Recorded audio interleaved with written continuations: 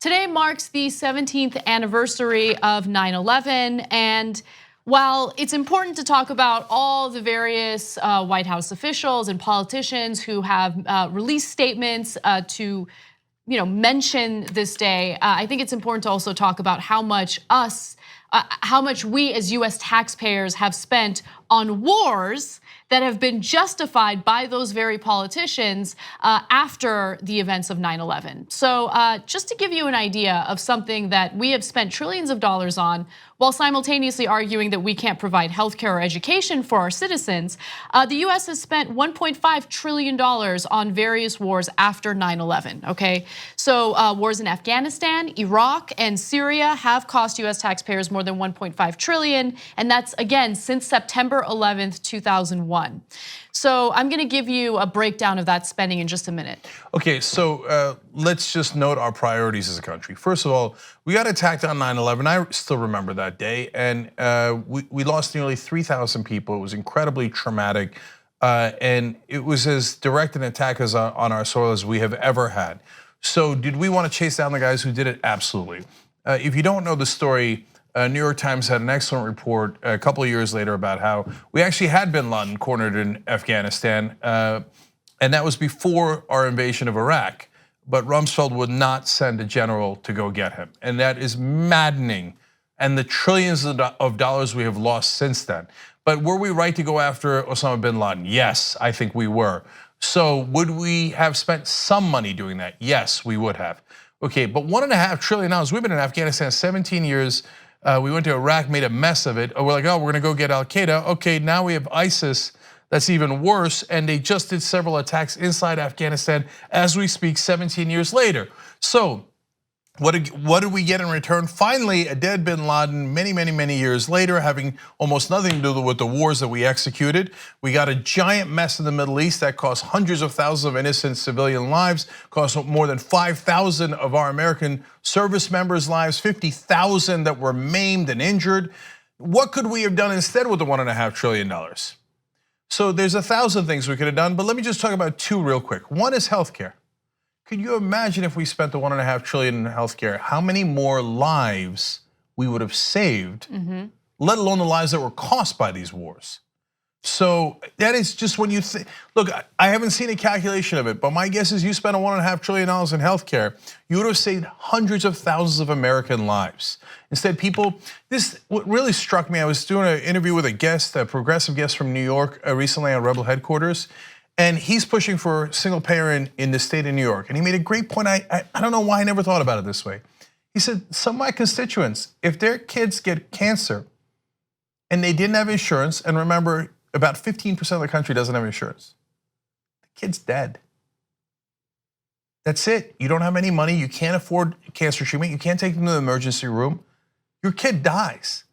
We could have saved their lives if we hadn't spent this $1.5 trillion on these wars. And then finally, we could get rid of every student loan in the country. Not college for all, that's much easier and way less expensive. I'm talking about all the student debt that exists in the country, all wiped out in a second. And student loan debt is at $1.4 trillion.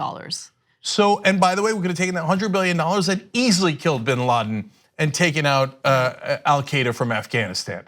And no one in the country would have student debt. How amazing, miraculous would that be? Instead, we cost all those lives and made the Middle East so much more unstable. I mean, doesn't it make the American people angry that our taxpayer money can't be used to help benefit our lives, enrich our lives, improve our lives? That money is easily spent. I mean, the one piece of legislation that easily gets approved, okay, by both Congress and the White House is the the National Defense Authorization Act, okay? There's never any debate about it.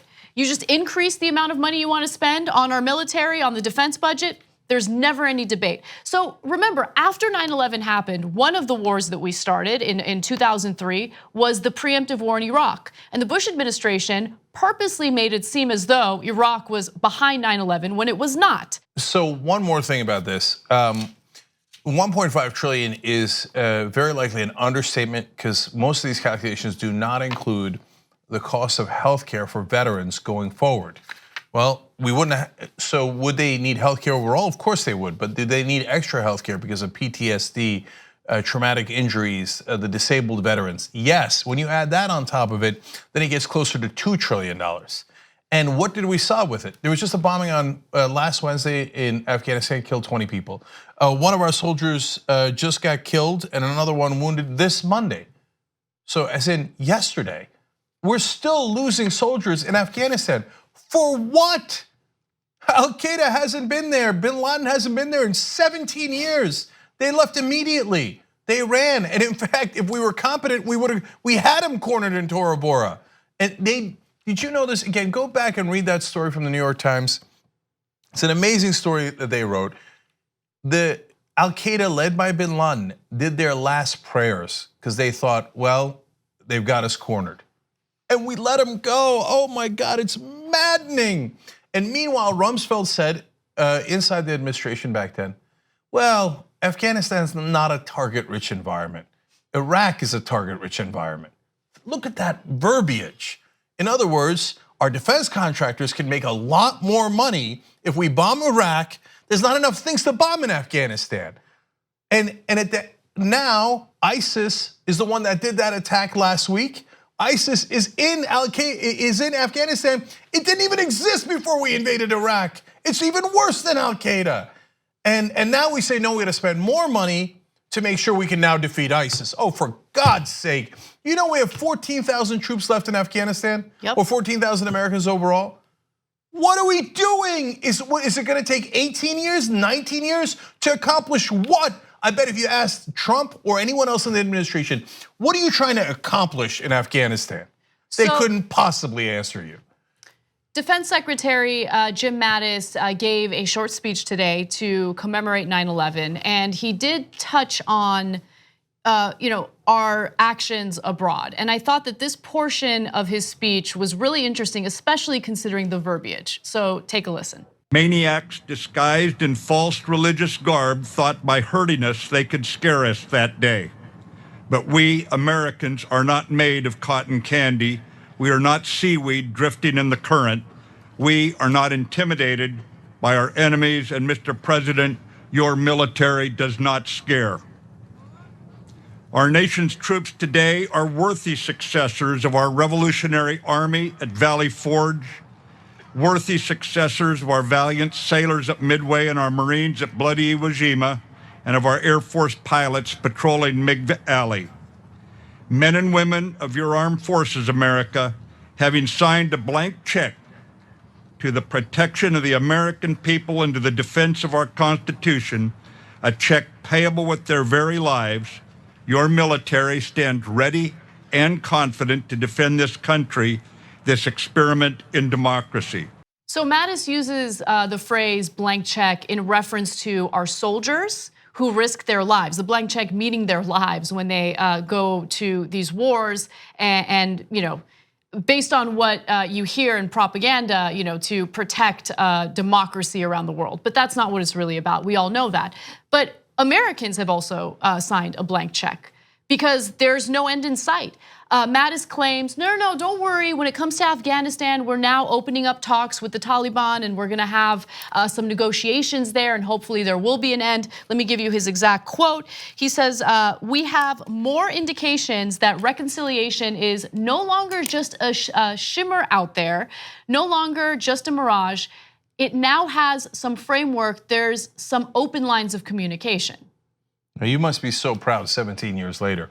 So look, Jim Mad Dog Mattis gets credit within the Trump administration because he is one of the few people who is sane in the administration, even though his nickname is literally Mad Dog. It gives you a sense of how bad the rest of the administration is. So I guess within that context, I give him credit for being a cooler head. For example, when Trump wanted to make the Syrian war far worse by trying to assassinate Assad, Mattis apparently, according to Woodward's book, ignored him, and that was the correct decision. But don't get any idea in your head that Mattis is some sort of good guy or progressive. No, like many of our generals, unfortunately, they use the troops as a punchline and as a gimmick. So they say support the troops. Do you really support the troops? You've been wasting their lives for 17 years in Afghanistan. You know what? And but we're giving money. Wait, no. You're not giving money to the troops. You're giving it to Lockheed Martin and Boeing and Raytheon. You know what the average service member comes in at, their starting salary? About $19,000. What? Support the troops for what? With what? You're not supporting troops. Remember when our troops were getting blown up in Iraq and Rumsfeld went to Iraq and said, and they had not prepared the one thing they needed, which was armored vehicles, because they were planting roadside bombs. They're like, Raytheon made a gorgeous nuclear sub that's sitting there in a dock somewhere that has no relevance to our wars in Iraq and Afghanistan. They got paid trillions of dollars for it, in that case, billions, but overall, yes, we spent trillions on defense contractors. But our guys getting paid $19,000 a year are getting blown up because they didn't actually protect the troops. Because why? Armored vehicles don't cost that much. I'm not talking about tanks. In that case, I'm talking about the cars that they use to put metal plates underneath them. Raytheon can't make as much money from that, so who cares? And you know what Rumsfeld said? He said, well, you go to the war with the army you have, not the one you wish you had. Jesus. After they wasted $1.5 trillion on their buddies, who are also their donors. And by the way, so why do I go after the generals in this case? The great majority of them retire and immediately work for defense contractors and get absolutely wealthy off those wars they sent you and your kids to die for. So that's what these generals in the military industrial complex is about. And that's how they wasted our money, wasted the lives of our troops, and used 9/11 for their own political purposes, and it's grotesque. 2 easy ways to follow the Young Turks. One is hit the subscribe button down below, then you're a TYT subscriber. And second is ring the bell. And when you do that on YouTube, you're notified of our videos.